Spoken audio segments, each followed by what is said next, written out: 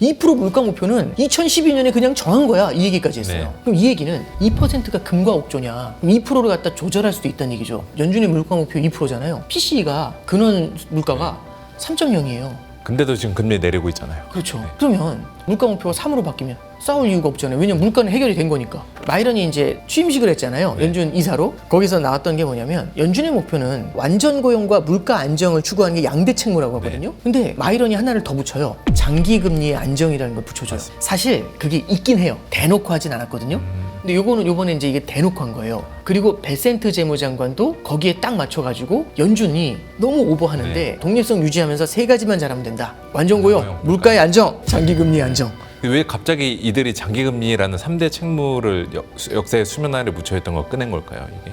저도 조금 좀 의외라고 생각했던 게 하나 있었는데 지금 일본은요 디플레이션의 늪에 빠질 것 같아서 금리 인상 무서워서 못하죠. 이거 N강세까지 같이 오면 수출도 망가져요. 미국이 금리를 내리고 있다는데 엔텔이 청산되면 작년처럼 될 수 있잖아요. 네. 얼마나 무섭겠습니까? 그렇다고 가만히 있으려니까 얘네 아무것도 못하는구나 하면서 N약세가 나와요. 그러면 물가가 계속 올라가거든요. 그러면 이제 인플레이션 때문에 힘들다고 막 총리들 잘리고 그래요. 굉장히 어려울 것 같지 않으세요? 딜레마죠. 아까랑 반대로 일본은 예전에 그 70년대, 80년대 볼커 총재 그 경로를 따라갈 수도 있지 않을까요? 그게 만만치가 않은 게 그러니까 이렇게 말씀드릴게요. 제가 샘플을 그래서 보여드리면 네.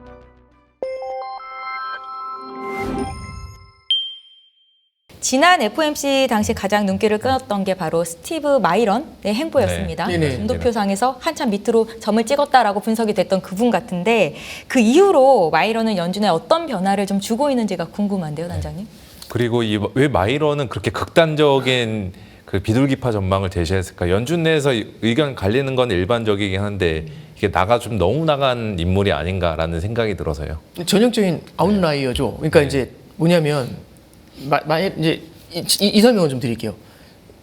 옛날에는 미란 해가지고 네, 저도 그래도 미란의 어느 순간 마이런으로 바뀌었더라고 이게. 그러니까 미국 사람들이 마이런이라고 이제 한다고 마이런이라고 해야 될 것 같아요. 하더라고요. 이제 네. 마이런 얘기를 좀 해보면 저희 이번에 FOMC 딱 그 새벽에 다들 네. 아마 거의 비슷했을 거예요. 저거 비슷했을 텐데 연준 보는 분들은 새벽에 FOMC 결국 그 점도표 나오자마자 뭐부터 봤냐면 마이런 어딨냐 찾았어요. 바로 보이네. 이미 확 찍어놨더라고요. 이제 참고로 말씀드리면 조금 보시면은 올해 마이런은요 50bp씩 3번이나 해야 된다고 네. 얘기했어요. 올해만 150bp를. 근데 웬만큼 그 매파적인 위원들도요 올해 많이 인하해야 3번 정도 본 거예요. 서너 번 정도가 맥스지 마이런처럼 막 그러니까 결국에는 그 사람들 논리를 따지면 6번을 인하하는 거거든요. 그렇게 보는 사람은 없었어요. 그래서 혼자 약간 왕따 같은 느낌을 줘요. 그러니까 이제 혼자 너무 많이 외떨어져 있으니까 얘가 어떤 컨센서스를 만들지 선동하지를 못하는구나라는 느낌을 확실히 준 것 같아요. 이게 1번. 두 번째는 마이런이 금리를 올해 많이 내리잖아요. 네. 근데 내년, 내후년 그다음에 장기적으로 보면은요. 마이런이 그 뒤로는 금리를 많이 안 내려요. 이 얘기는 뭐냐면 마이런도 불안한 거예요. 인플레이션은 두려운 거예요. 근데 대신에 금리를 내리되 빨리 내리자. 이게 마이런의 의견이에요. 근데 이제 굴수비 같은 사람은 뭐라고 하냐면 인터뷰에서 그 얘기해요. 딱 그 FOMC 이후에 아니 내릴게. 내릴 건 내린 건데 천천히 내리자. 네. 급하게 내려서 좋을 게 뭐 있냐. 지금처럼 불확실한 맞습니다. 상황에서. 네, 그 그게 얘기죠. 그렇게 급하냐. 이렇게 얘기하는데 이 둘이 그래서 마이런은 무조건 어마어마하게 다른 사람보다 금리를 많이 내릴 거야. 이건 아니고요. 이제 이 구수비가 말한 것처럼 가장 큰 그 핵심은 속도를 너무 빨리 가겠다라는 게 마이런의 포인트인 것 같아요. 약간 이분들하고 결이 다른 사람이 트럼프죠. 1.5%까지 금리를 내리려고 하니까 그거는 좀 더 많이 나간 이제 슈퍼 아웃라이어죠. 그래서 트럼프 같은 케이스하고는 조금 더 차이가 있다라는 생각은 들고요. 그래서 첫 번째는 그렇게 이제 점도표에서 금리를 낮추는 쪽에 대해서 노이즈를 일으키는 게 이제 마이런이 했었던 그 역할 중에 하나였던 것 같고, 두 번째는 저도 조금 좀 의외라고 생각했던 게 하나 있었는데 뭐가 있었냐면 제가 하나 놓쳤던 게 있어요. 제가 잠깐만 그 기사 한번 볼게요. 네. 기사를 보시면은 여기 요 중간에 있는 가운데 기사 한번 잠깐 볼게요. 뭐 읽어보면은 굴수비 총재가 나와가지고 뭐라고 하냐면 앞으로는 월간 인플레이션 수치가 더 완만하게 나와야 한다 뭐 이런 얘기를 해요. 그거야 뭐 워낙 뭐 그냥 거룩한 얘기니까요. 근데 보면 갑자기 인플레이션 목표치를 올리자는 주장은 위험하다 이런 얘기가 나온 거예요. 네. 그러니까 이제 우리가 언론 이런 이제 이 오피서들의 기사를 읽을 때 생뚱맞은 얘기 갑자기 할 때 있잖아요. 이게 왜 나왔지? 이 느낌이 있으면 전후좌우를 파악하셔야 돼요. 네. 그럼 이 얘기를 한 이유가 있을 거 아니에요. 이게 왜 나왔을까? 근데 딱 같은 날 누가 얘기하냐면 애틀랜타 연은의 보스틱 총재가 이런 얘기를 해요. 뭐라고 했냐면 전통적인 2% 목표제보다 더 유연한 프레임워크가 필요하다는 의견으로 읽힌다. 이렇게 얘기하면서 네. 평균 물가 목표제처럼 2% 목표치를 벗어나는 기간을 용인하지 않겠다면 아예 2%로 딱 고정하는 게 아니라 플러스 마이너스 0.25 그러면은 1.75에서 2.25로 물가 목표를 약간 네. 밴드를 주자. 요 얘기를 이게 약간 유연성을 확보할 수 있지 않냐? 요런 얘기를 한 거예요. 근데 단 이 물가 목표가 1.75에서 2.25로 2% 언저리에서 움직이는 건 괜찮은데 물가 목표를 끌어올리는 건 안 된다. 아. 이 얘기를 한 거예요. 그래서 갑자기 둘이 이 얘기를 하니까 제가 무슨 일이 있었지? 네. 해가지고 이제 어떤 의미가 담겨 있는 건가요? 그 보니까 그 전날 음. 이 마이런이 코멘트를 한 게 있었어요. 아. 뭐라고 코멘트하냐면 이렇게 얘기한 거죠. 스티븐 마이런 이사가 이제 22일 날 무슨 얘기를 하냐면 2% 목표 변경에 열려 있다는 입장을 시사한 거예요. 물가 목표는 지금 2%를 넘으면 때리겠다는 얘기잖아요. 근데 2% 물가 목표에 대해서 조금 다른 생각을 갖고 있는 거죠. 뭐라고 하는지 읽어볼게요. 대담에서 뭐라고 하냐면 2% 목표가 적절하냐 이렇게 질문하니까 2%가 맞아요?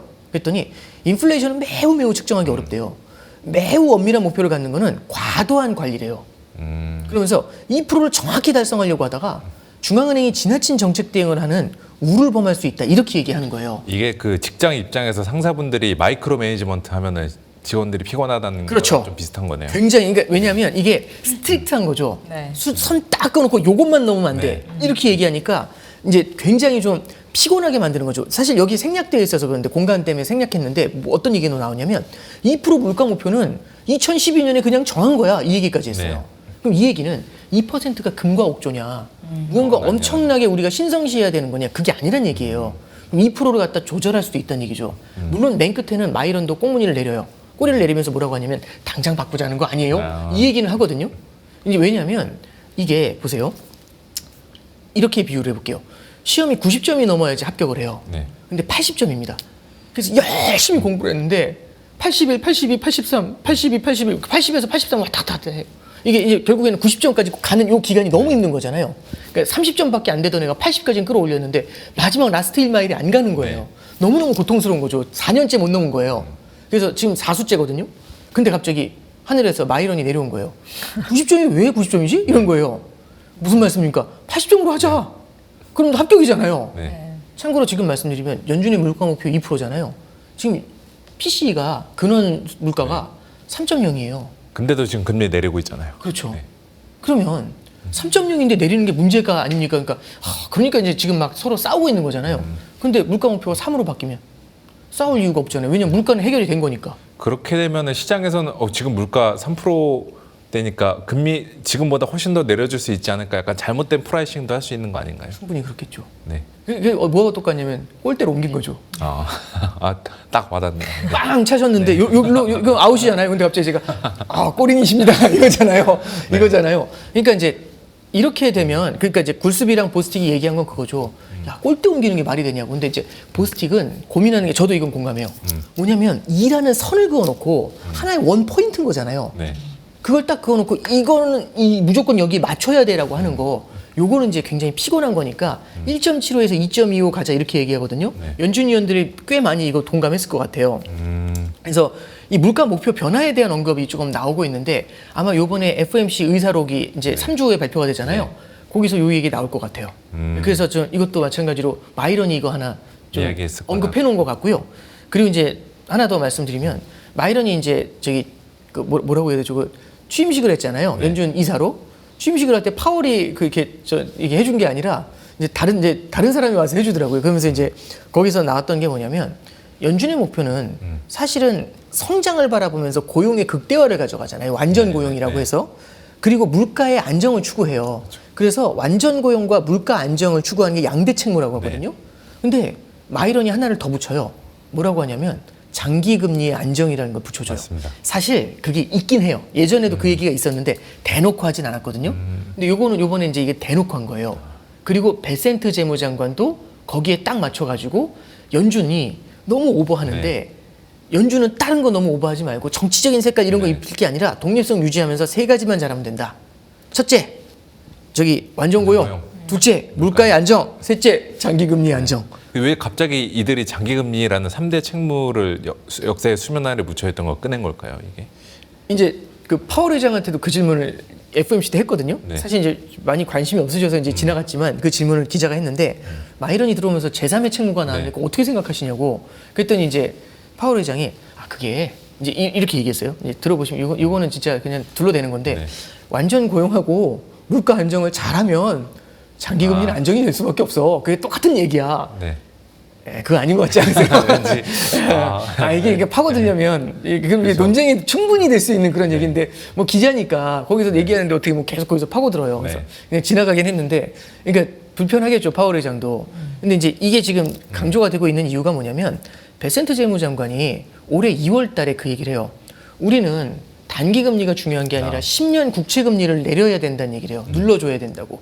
그래서 그 10년 국채 금리를 누르기 위해서 연준이 기준금리 인하하든 말든 상관없고 10년 국채 금리를 누르기 위해서 우리는 규제 완화를 할 거고 그리고 드릴 베이비 드릴 해서 유가 에너지를 갖다가 끌어내 좀 공급을 늘려서 유가를 안정시켜서 물가를 잡으면 자연스럽게 장기 금리가 내려오고 네. 10년짜리 장기 금리가 내려오게 되면은 미국의 금리가 내려오게 되니까 달러가 약해지잖아요. 네. 그래서 금리도 약해지고 금리도 내려오고 달러도 약세가 되니까 미국 경제는 해피투게더 이제 이런 얘기를 했던 거예요. 그래서 이제 베센트 재무장관도 장기금리 얘기에 대한 얘기를 이미 2월 달부터 했고 미란도 이미 미란 보고서에 어느 정도 요걸 네. 섞어놨었어요. 그래서 이제 요 얘기를 갖다가 이제 달러하고도 연결이 돼 있기 때문에 이제 이 장기금리 안정에 대한 얘기가 쏙 숨어 들어온 겁니다. 그래서 약간 이제 말씀드리고 싶은 거는 우리는 마이런 하니까 그러면 이제 금리가 확 내려가겠네. 네. 근데 이제 금리가 뭐 드라마틱하게 내려가는 것보다 이 사람은 속도예요. 당장 급하니까 빨리 내려놓고 기다리자 네. 이런 느낌인 건데 금리를 제외하고도 지금 다양한 노이즈를 만들 것 같아요. 굉장히 많은 이슈들.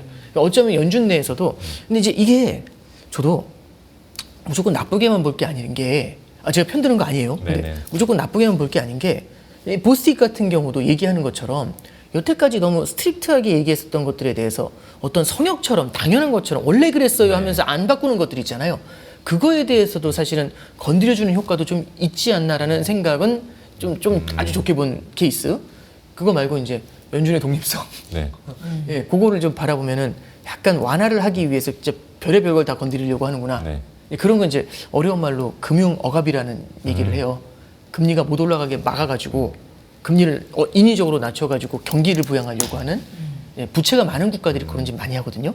그래서 이제 약간 그런 패턴 아니냐 하면서 우려의 시각으로 바라볼 수도 있습니다. 네. 지금 말씀하신 거 들어보면은 베센트가 이야기했던 게 3개 중 2개는 됐잖아요. 유가 안정이랑 그다음에 달러와 약세. 네네. 근데 문제는 이제 금리 장기 금리가 계속 높은 수준에 있는데 이거는 연준 입장에서도 트럼프의 압박과 무관하게 불편한 현상일 수도 있거든요. 네, 그렇죠. 연준 입장에서 단기 금리 말고 장기 금리를 조절할 수 있는 그 수단이나 명분들이 또 있을까요? 이게 과거에 장기 금리를 눌러줬었던 케이스들이 몇 개 있어요. 가장 대표적인 게 양적 완화입니다. 그러니까 양적 완화라고 하는 거는 뭐 이렇게 뭐 돈을 뿌렸어요 이게 아니라 네. 장기 국채를 사들이면서 장기 국채의 금리를 낮춰놓는 거거든요. 단기 금리를 내려도 이 장기 금리가 시장에서 이 금융 시스템이 망가져가지고 돈이 안 돌면 네. 연준이 기준 금리를 인하해도 이 돈이 못 돌아요. 그러면은 이 심장이 멎어서 그렇거든요. 그럼 인위적으로 장기 국채 금리를 인위적으로 끌어내려 가지고 모기지 금리를 낮춰서 실물 경기 부양을 유도해야 돼요. 그래서 금융위기 때 양적 완화를 해서 장기 국채 금리를 내려버린 거거든요. 네. 잡아서 딱 끌어내린 겁니다. 이렇게 해가지고 금리를 갖다 억압해서 눌러버리는 방법이 있고 두 번째는 2차 대전 직후에 뭐가 있었냐면 2차 대전 직후에 미국의 부채가 많잖아요. 근데 이제 막 저기 뭐냐면 이제 군대에서 돌아오신 분들 네. 다 일하고 재건 수요 나오고 하니까 투자해야 되니까 돈이 필요하단 말이에요.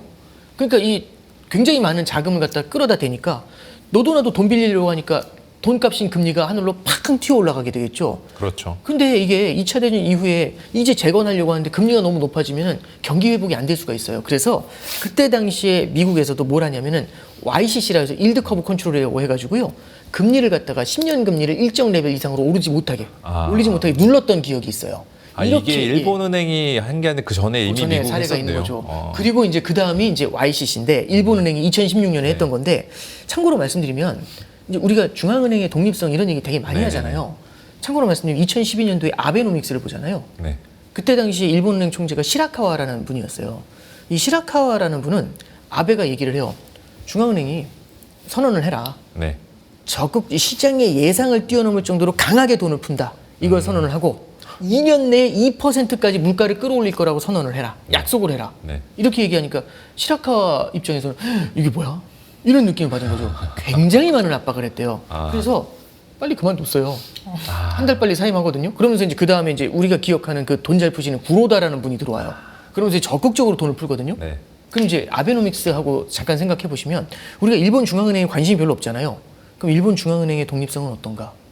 생각해 보면 없네요. 이게. 그러니까 아베노믹스하고 네. 딱 궤를 맞춘 거예요. 그렇죠. 그러니까 이게 보세요.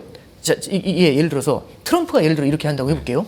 이게 우리 미국 경제를 살리기 위해서 지금 감세, 관세 규제 완화잖아요. 네. 그럼 이제 관세 빼고 네. 감세하고 규제 완화하고 연준의 금리 인하 이 세 가지가 우리 목표입니다라고 하면 바로 이제 언론에 난리 나겠죠. 중앙은행의 독립성을 훼손하고 있다고. 어떻게 트럼프 행정부에서 금리 낮추라고 하냐. 근데 아베노믹스에서 세계 화살이라는 게 있었어요. 그게 뭐냐면 첫 번째는 구조개혁. 그게 규제 완화예요. 네. 두 번째는 적극적인 재정 정책. 네. 그 돈 풀기예요. 감세 같은 거예요. 세 번째가 압도적인 통화 완화. 아. 이미 중앙은행의 독립성이 그때 깨져 있어요. 그래서 예. 그러네요. 그 당시 때는 뭔가 정책 공조라는 색깔, 그 이미지가 있는데 이게 생각해 보면 독립성이 깨진 거였네요. 이게. 그, 네. 그러니까 종이의 양면이 종이 하나 차이인 거죠. 그러니까 네. 뭐냐면 말씀하신 것처럼 그 정책 공조 아닙니까? 네. 이렇게 얘기하시면 또 할 말이 없어요. 네네. 왜냐하면 그걸 어떻게 해석하느냐의 문제인 거죠.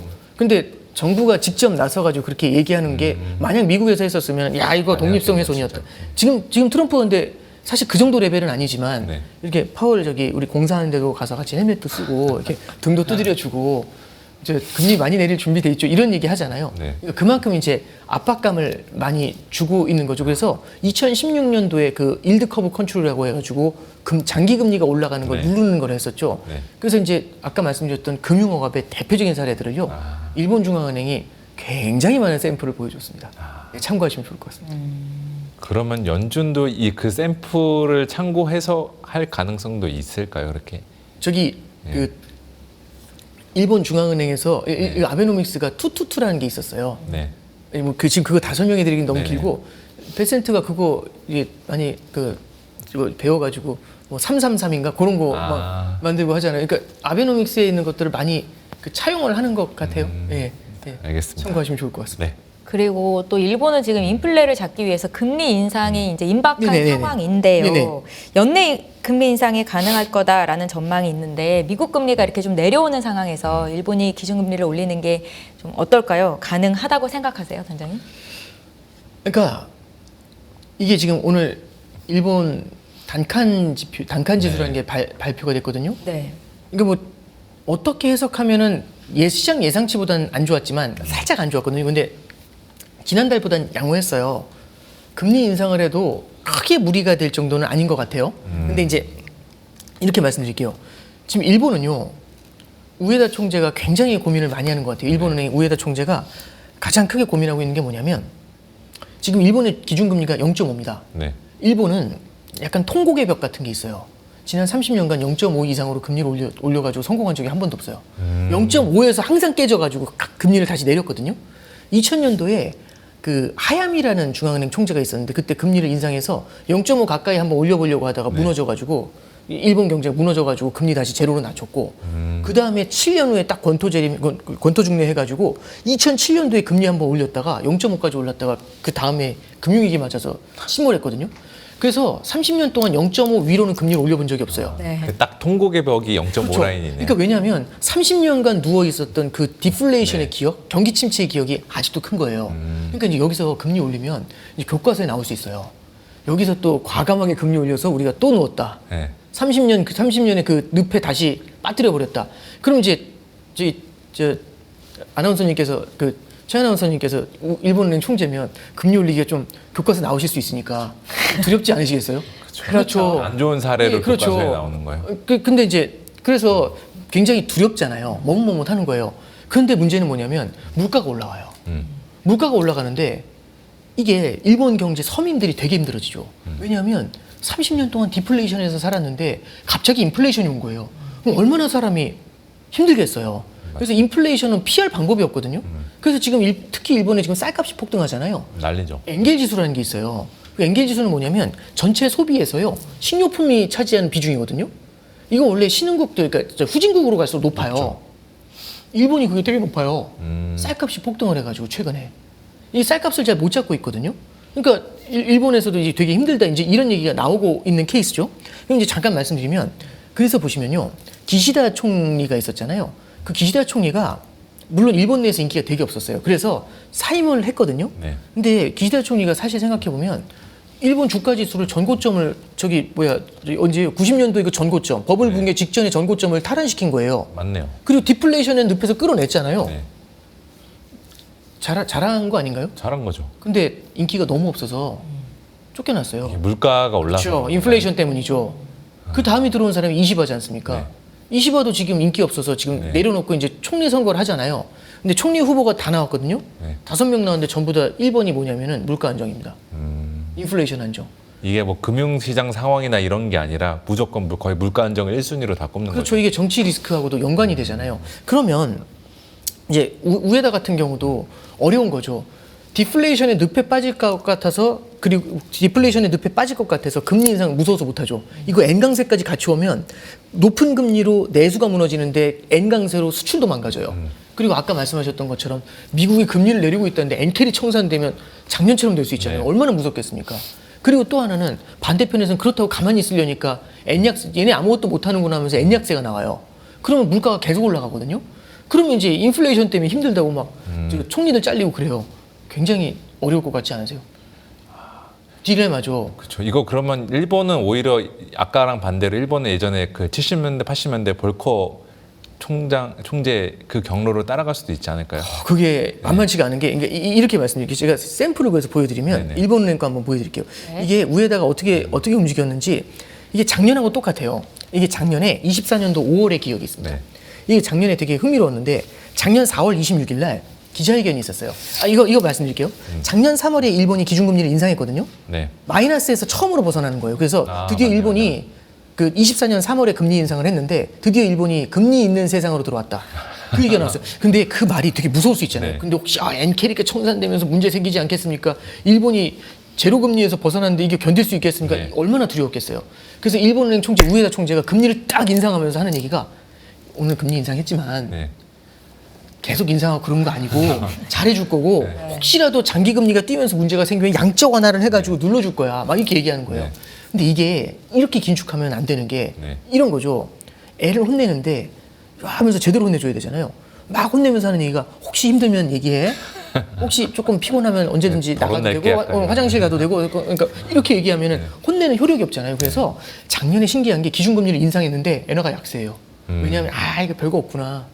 손방망이구나. 그랬네요, 맞아요. 예, 그렇게 엔화가 약세로 가요. 그래서 4월 달 막 이렇게 엔화가 약세로 가는데 여기서 이제 터진 거예요. 일본은행 총재가 뭐라고 하냐면 우에당 총재가 이렇게 얘기합니다. 질문을 해요. 통화 정책은 환율을 직접 통제하는 것이 목적이 아니다. 뭐 이런 얘기하면서 엔화 약세 장기화 가능성은 제로가 아닐 수 있다. 엔 약세 오래 갈 수 있다. 이 얘기죠. 네. 시장이 깨워하죠. 이 얘기는 금리 안 올린다는 얘기예요. 네. 그래서 뭐라고 하냐면 엔화가 물가에 영향을 미친다면 정책을 조정해야 할 거다. 근데 현재까지 보면 엔 약세가 물가하고 별 관련이 없어요.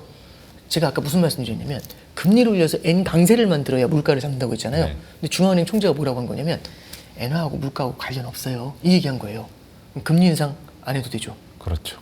이랬더니 난리가 난 거예요. 엔화가 막 엄청 약해져. 엔 약세가 심화된 거죠. 네. 그럼 이제 누가 쫄리냐면 기시다 총리, 이때 당시 기시다 총리였거든요. 그래서 4월 26일 날 이 얘기했는데 5월 7일 날 우에다 총재를 불러요. 그래서 둘이 미팅을 해요.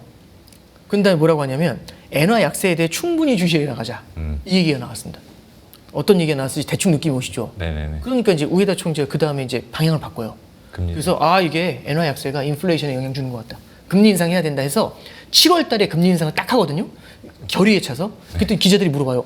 그러면 혹시 0.5% 그것도 넘어설 수 있습니까? 이렇게 물어보니까 당연하다. 이게 일본 경제는 바뀌었다. 그랬거든요. 그래서 이제 맞아. 금리 인상 많이 할 것 같다 이랬는데 그러다 8월 5일을 만난 거예요.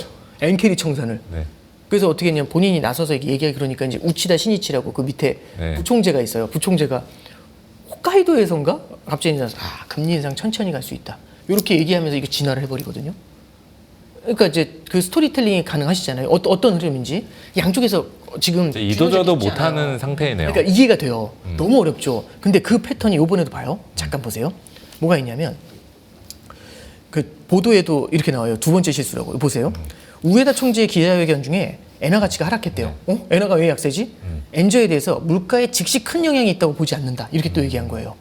그럼 엔저 용인이 되는 거잖아요. 네네. 그 엔 매도세가 부추겨진 거죠. 그래서 엔화가 최근에 보면 또 한번 확 약해졌어요. 네네네. 그랬더니 이제 누가 또 쫄리냐면 이시바 총리하고 일본 정부가 쫄리잖아요. 그래서 바로 바로 그날 또. 즉시 진화에 나선 거예요. 가토가 나서가지고 재무상이 나와서 엔저 관련 엔저를 갖다 우리는 계속 모니터링하고 있다. 이렇게 얘기했는데 엔저가 이미 진행이 되죠. 네. 그래서 지금 140엔대 초반까지 내려갔던 엔화가 150엔대까지 올라갔거든요. 네. 그러니까 엔저가 또 진행이 되고 있는 거예요. 그러니까 이제 이걸로 아마 좀 얘기가 나왔겠죠. 잠깐 보시면 그래서 지금 보면은 요 뒤에 딱 보름 뒤에 스콧 베센트 재무장관이 등장해요. 그래서 뭐라고 하냐면 일본은행이 인플레이션 대응에 뒤처져 있대요. 여기에 대해서 평이 미국 재무장관이 왜 일본 통화 정책을 그러네요. 비판하지? 이 얘기가 나와요. 근데 이제 베센트가 뭐라고 하냐면 일본은 인플레이션 문제가 심하대요. 금리를 올려서 인플레이션 문제를 통제해야 된대요. 금리 인상하라는 얘기거든요. 그렇죠. 근데 왜 그러나 해서 보니까 밑에 이렇게 나와요. 여기에 대해서는 이미 우에다 총재하고 얘기를 나눴고 독일, 일본의 장기 국채 수익률이 미 국채 장기물 수익률에 영향을 미친다는 우려에 따른 것 이렇게 얘기합니다. 이거 잠깐 제가 설명해 드릴게요. 잠깐 보시죠. 이게 지금 일본 금리를 보면은 단기 금리를 안 올리잖아요. 네. 기준 금리를 단기 금리가 낮아요. 그런데 지금 이것 때문에 물가가 안 잡히니까 장기 금리가 하늘로 솟아있어요. 그래서 금리가 지금 이렇게 돼 있거든요. 단기 금리는 낮은데 장기 금리가 엄청 높아요. 이런 구조예요 지금. 근데 이게 장기 금리가 높으니까 일본 장기 금리가 높으니까 얘가 미국 장기 금리에도 영향을 주는 거죠. 그러니까 베센트가 지금 얼마나 지금 좀 민감하겠어요. 왜 장기 금리가 잘 안 내려오지 하는데 일본 금리부터 일단 올라가 있으니까 독일 저거부터 금리도 일단 올라가 잡고 있고 가자, 그렇죠. 약간. 그러면 이렇게 하는 거죠. 기준 금리를 인상하잖아요. 네. 인플레이션 압력이 잡히겠죠. 그럼 얘가 꺾여 내려올 수 있죠. 그러니까 장기 금리를 잡고 싶은 거예요 지금. 단기 금리를 끌어올리게 해서. 그러니까 이제 미국에서 얘기하는 게 뭐냐면 금리 인상이요 이 얘기잖아요. N 강세 만드세요 이 얘기잖아요. 위에다가 어떻게 해야 될까요? 고민이 많으셨던 것 같아요. 그래서 그 다음에 이제 어떻게 하냐면 요번에 9월달에 이제 그거 했잖아요. 기준금리 동결했거든요. 네네. 일본은행에서 금융정책 회의했어요. 근데 금리를 동결했는데 요걸 했네요. 뭐냐면 ETF하고 리츠를 사들였거든요. 요거를 갖다가 이제 되게 많이 사놨어요. 요거 매각하는 걸 시작을 했습니다. 그러니까 이제 금리 인상은 좀 부담스럽고 요거 소소하게 좀 네. 팔면서 일단 좀 상황을 정책 보자. 정상화하겠다, 근데 약간. 이것도 혹시 처음으로 파는 건데 걱정되지 않을까요? 그래서 그 밑에 뭐라고 하냐면 ETF를 모두 매각하는 데는 100년 이상 걸린다고 얘기를 해줘요. 그렇죠. 이게 무슨 얘기냐면은 걱정되는 거죠. 예. 근데 지금 이제 그 새로 총리가 들어오더라도 물가 안정에 대한 얘기를 하게 되잖아요. 그죠? 일본은 기본적으로 금리 인상을 통해서 N 강세를 어느 정도는 가져가야 인플레이션을 좀 안정을 시킬 수가 있을 것 같아요. 그래서 긴 틀에서 큰 틀에서 그 방향은 맞는 것 같아요. 근데 이제 문제는 뭐냐면 에브리바디가 엔화가 강세로 갈 것 같다는 생각을 하잖아요. 그러면 모두가 기다리고 있을 때 튀어나오잖아요. 네. 그러면 한꺼번에 때려요. 그러면 N 강세가 엄청 세지면서 N 캐리 트레이드 청산이 돼요. 그 문제가 생길 수 있거든요. 그러면 어떻게 해야 되냐면 시장의 N 강세에 대한 기대가 사라질 때 그때 나와야 돼요. 무궁화 꽃이 피었습니다 해보셨어요? 네. 무궁화 꽃이 피었습니다 이때 확 오죠. 뒤를 볼 땐 안 오죠. 또 하면 확 오죠. 네. 그러니까 이제 엔화에 대해서도 이제 우리가 바라볼 때 얘네들은 우리가 느끼지 못할 때 굉장히 느린 속도로 강세로 갈 가능성이 좀 높지 않겠나 생각하는 게 지금 다들 무슨 말씀하시냐면 엔화 뭐 강세 나온 것도 없잖아. 근데 참고로 작년 7월에요. 엔화가 100엔에 850원이었어요. 지금 950원 오늘 뚫었거든요. 네. 원화 대비 1년 전보다는 강세잖아요. 근데 우리는 이제 그걸 잘 못 느끼는 거죠. 왜냐하면요. 지난 4월 달에 1020원까지 갔었어요. 근데 1020원 갔을 땐 금방 1100 볼 줄 알았거든요. 근데 이거 되감았어요. 900까지 되감아서 지금 950원 또 끌어올린 거거든요. 그래서 이제 우리가 엔화를 바라볼 때 일본은행이 굉장히 많은 딜레마 속에서 고민을 하고 있구나라는 거를 좀 여기서 좀 보실 수가 있는 것 같습니다. 어떻게 보면 그 총재 입장에서는 진짜 곤조 있게 행동을 해야겠네. 이도저도 아니겠다가는 진짜 근데 묻혀버리겠다. 어느 한 방향을 잡잖아요. 네, 네. 한 포지션을 잡는 순간 시장의 기대가 너무 세져요. 그러면은 N 강세의 속도가 굉장히 빨라질 수 있거든요. 아까 저기 아나운서님 질문해 네. 주신 것도 미국이 금리를 내릴 때 이게 포지션이 잡히면 N 강세의 속도가 빨라지잖아요. 그러면 이제 그래서 사실 작년 8월 5일 날 그 공포 영화를 봤지 않습니까? 네. 그것도 하나의 트라우마가 되겠죠. 네. 이렇게도 될 수 있구나. 네. 그러니까 이제 이도저도 못하는 참 이 딜레마가 굉장히 그러니까 좌고우면이라고 해야 되나요? 가시방석이겠네요. 그게 가시방석이죠. 그게 이제 확 느껴지는 그런 케이스라고 좀 볼 수가 있겠죠. 예. 그럼 아까 말씀하신 거 그 원엔으로 봤을 때 비유해서 좀 이해가 되는 게 그냥 달러 말고 엔달러 말고 그냥 이종 통화 쪽으로 강세를 좀 유도하려는 경향이 더 강하겠네요. 근데 달러 엔도요. 네. 163엔에서 지금 오늘 보니까 147엔 정도거든요. 그러니까 달러 대비로도 엔화가 강세를 보이는. 근데 이제 163엔이 너무 했던 거 아니냐라고 하면 그것도 할 말은 없어요. 근데 어쨌든 지금 아베 신조가 들어온 2012년부터 시작됐었던 그때 엔화가 72엔이 있거든요. 100엔당 100원 그러니까 1달러에 72엔이었는데 그때부터 163엔까지 원웨이로 약세였어요. 그 패턴이 현재 감겨 있는 거죠. 그리고 이제 미국도 결국에는 달러의 그 약세를 인위적으로 유도하지는 못할지라도 달러 강세를 추가적으로 원하지는 쉽지 않겠죠. 그 얘기인즉슨 엔화가 더 약세로 가는 거를 용인하기는 만만치는 않을 것 같아요. 그래서 아마 이제 이 환율에 대한 얘기하고 금리에 대한 얘기까지 다 얽혀서 이 일본은행 총재의 고심이 굉장히 커질 거고요. 아마 이번에 이제 총리가 새로 선출이 되면 같이 아까 말씀하셨던 것처럼 정책 공조에 대한 고민을 네. 좀 많이 하게 되지 않을까 싶습니다.